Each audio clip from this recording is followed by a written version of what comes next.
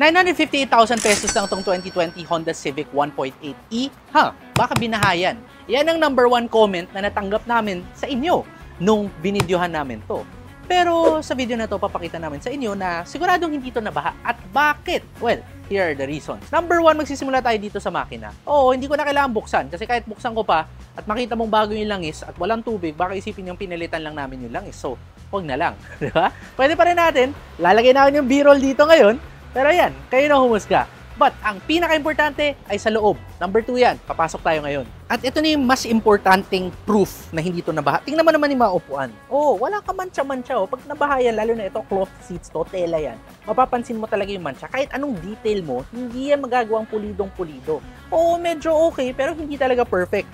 Oh, next time, sasabihin nyo, baka yung upuan lang yan, baka umabot na sa sahig. Well, madali lang yan, okay? Hawakan mo lang dito, check mo kung may any dampness.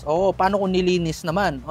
Madali pa rin lang yan malaman. Pumunta kayo dito sa automart.ph headquarters, Kalayaan Avenue, Quezon City. At pwede nga amuyin yung kotse.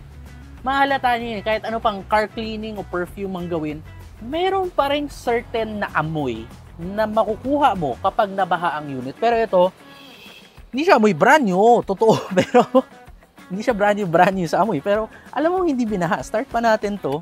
Pakinggan lang natin yung makina. Okay, di ba?